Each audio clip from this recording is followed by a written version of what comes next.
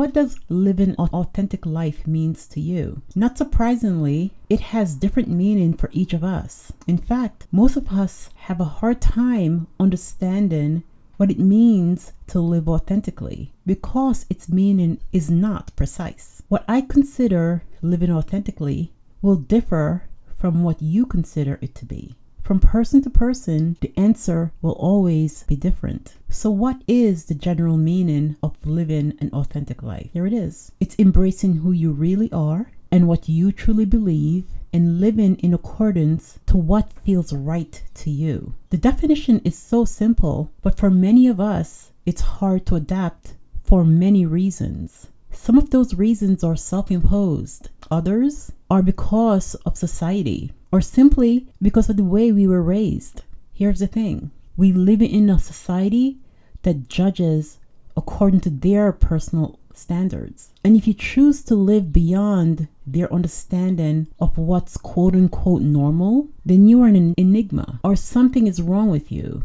or you need help. It's a double standard we all must live with. Chances are these same individual who judges are not looking within to judge or monitor themselves. Nevertheless, regardless of how others may consider you to live, or living authentically is a standard we should all pursue, regardless of the judgment we get from others. In this episode, I'm going to share examples and a few tips on living authentically. As you listen to future episodes, starting with this one, you're going to notice that I like to use life examples to make my point. In this episode, the life example is my sister.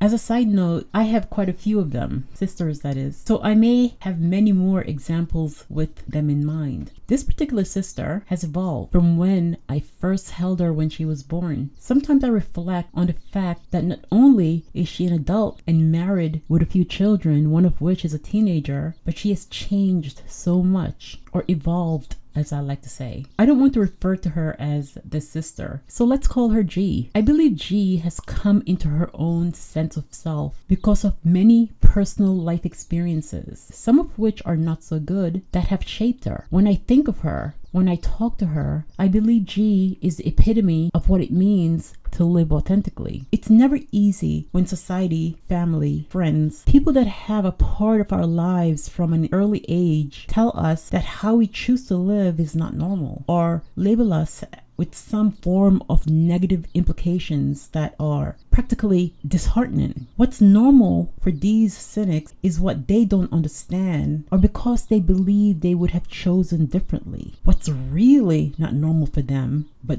they don't realize it, is their inability to be open-minded and an unwillingness to learn and accept. By the way, if you're thinking about sexuality right now, that maybe my sister is gay, you would be wrong. Well, of course you're wrong because I mentioned that she was married earlier. But as a side thought, isn't it provoking how easy it is to remove religion and apply another noun and you're addressing the same issue? I will not go into the specifics of my sister's life because she would probably kill me. But for her, the divergence happened because she chose a religion other than the one she was raised with. Thinking about it, we weren't raised with any particular religion. Sure, we attended a Catholic schools, but our adult influencers, when we were young, attended Baptist churches sporadically. So religion wasn't specifically a factor. What was a factor for my sister was judgment, fear, and rejection. Judgment because of what I've already alluded to, a predisposed definition of what is normal. Because those who are incapable of opening their minds and experiencing something other than what they know are afraid. And rejection because what they don't understand gets cast aside. What has made my sister a survivor and a person who've learned to live the life she embraces and love is the realization of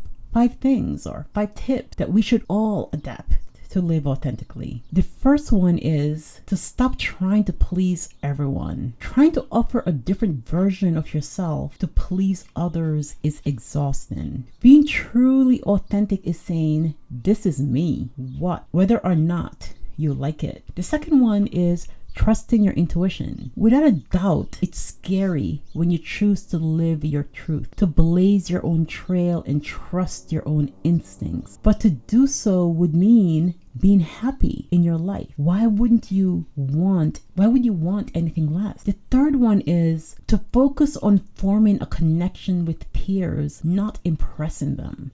That's really simple, really. Life is about laughter, love, happiness, and forming memories with the ones we love and cherish, not living up to the expectation of those who don't matter. The fourth, be indifferent to the actions of others. We can't live authentically if we are constantly thinking about and worrying about what others are saying and doing. Instead of reacting to what others are saying, we should act out our own power. We should live according to our expectations, not other people's. We should be leaders, not followers. The bottom line, it's our life.